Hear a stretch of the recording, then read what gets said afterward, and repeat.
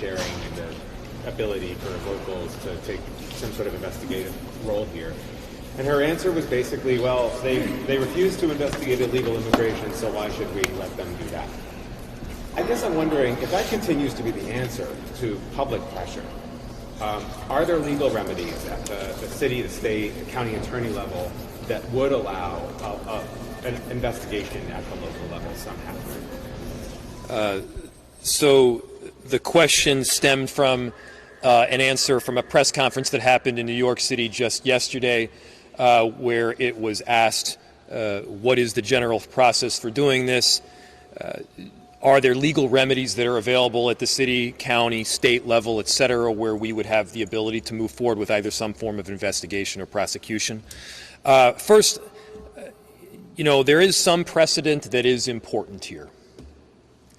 There have been instances in the past where there was some form of shooting or an officer-involved killing that took place by federal agents or U.S. Marshals or beyond that did have local and state entities in control.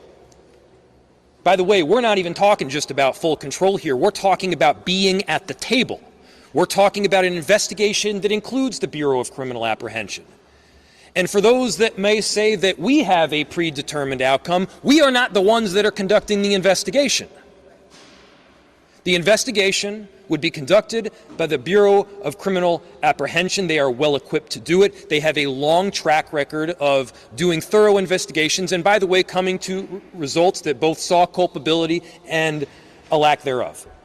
As far as the legal mechanism to do so, I'm not going to jump the gun here and give you a mechanism to prosecute through the county or the state before we actually know what that legal remedy looks like. But I can assure you there is potential there that is available. Mr. Mayor, you talked about the presumptive determinations that you feel like the administration has made. They've also been saying, kind of looking ahead to the weekend, what do you make of the administration saying ICE operations will continue, they're sending Border Patrol agents in, effectively doubling down in the wake of this? Well, I think what this does ultimately is expose the truth. What did they say when they came in here? What has this administration stated as their reason for coming into cities around the country? The reason that they've stated, safety, driving down crime.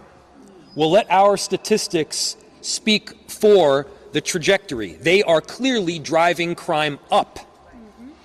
Up until last night, we hadn't had any shootings in this city other than ICE. Our city is safe. Our city is welcoming. They are making it less so. And so it is a massive issue that they continue to exert their presence in Minneapolis and beyond. By the way, it's not just our city that is feeling the impact. I know that there are a number of legislators behind me that can speak to that. This administration has also said that they're very pro-business. That's also garbage. I don't have a specific statistic other than anecdotal evidence to point to, but they have had a massive and detrimental impact on a number of corridors throughout our city, including like 80% reductions in customer base along East Lake Street and many other corridors throughout the city. And so bad for business, bad for safety, bad for unity, bad for democracy, and bad for this republic. We want them out. Let's go over here and they'll go over there. If there is no full independent investigation of this shooting, what will the effect of that be? So the question is, if there's no full independent investigation of this shooting, what will the effect be? I mean, I think it further undermines trust in government. You know, the quickest way that you erode trust in government is to refuse to enforce and hold accountable people on laws that you pass. There are laws that are around this. There are standards that are around this. They should have no concern about having a full and transparent investigation here. See where that investigation leads. Look at the facts, collect the evidence.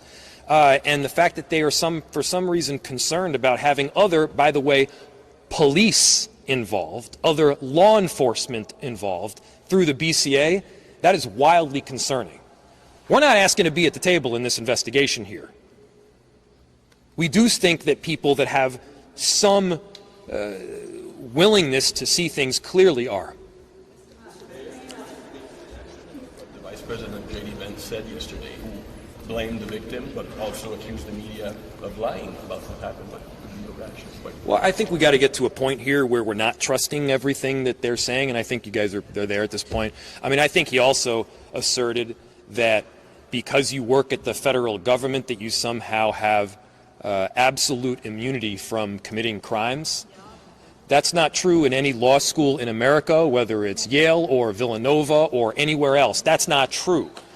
If you break the law, if you do things that are outside the area of what your job responsibilities require, and this clearly seems to be at the very least, this is great. At the most is what you heard people say back here. This is a problem and it should be investigated.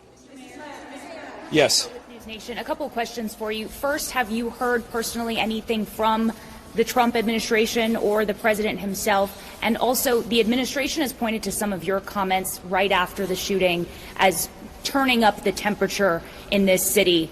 Yesterday, we did see some protest that, turned volatile at times. There was pepper spray, there was tear gas. Do you stand by your statements to telling ICE to get out? They stand by their statements. Do you stand by your statements? Yes. I stand by my statements. We stand by our statements. I'll look back to what I said. What I said was it was reckless abuse of power. Yes, it was a reckless abuse of power. I said that what the narrative that the administration was pushing in the immediacy following this shooting was garbage and false and BS. It was. I stand by every one of those. And, this notion of inflammatory comments, I mean, come on, guys. I dropped an F-bomb. They killed somebody. Which one of those is more inflammatory? I'm going with the killing somebody. I'm going to do a couple more, and then I'm sure there's some other people behind me too. Yeah. Donald Trump has said that it's clear that Renee Nicole Good was not just trying to run this officer over, that she actually ran him over. J.D. Vance has promised this officer absolute immunity in this case.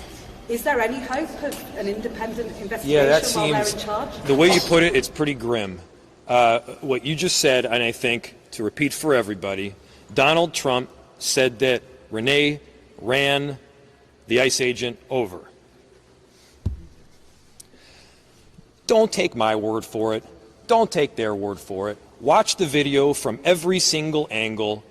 I mean, the ICE agent walked away with a hip injury that he might as well have gotten from closing a refrigerator door with his hips. He was not injured. I've seen worse injuries from doing that. And so give me a break. No, he was not ran over. He walked out of there with a hop in his step. And so we just got to get to the point where we're at least operating from, hey, this is like, we're looking at it on the video screen, this is what we're seeing, can we all see that it wasn't run over? And then, J.D. Vance, this concept of absolute immunity is pretty bizarre. How concerning is that, though? Very concerning. It's extremely concerning. That's why we're asking for the BCA to be part of the investigation. We have time for about 2 more questions. Does someone have a question for someone other than my boss? I'm just wondering if we have a sense for the timeline here, like how fast moving this is. Is there a point at which the state loses access completely to the investigation materials? Do you want to answer that? I don't know the exact timeline, but I imagine the answer is yes. Go for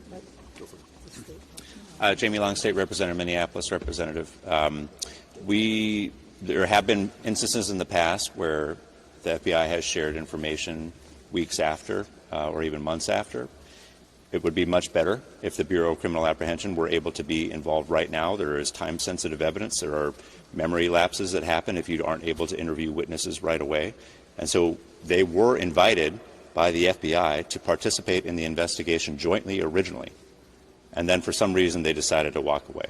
We are asking for their full participation as the FBI intended originally. They were clearly told by somebody that they couldn't participate anymore.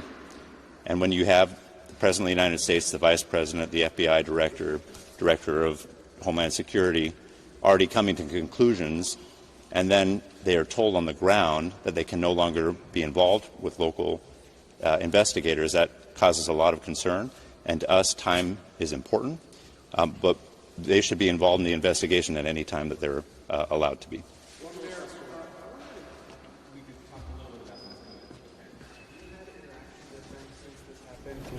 Can you just describe that or talk a little bit about that? So the question is whether I can talk or describe about interactions with Ms. Gooden, who she was as a person. It would be completely inappropriate for me to do so because there are other people that really knew her, and I did not.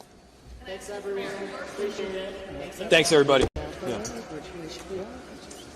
Okay, thank you. Nice job. Thank you.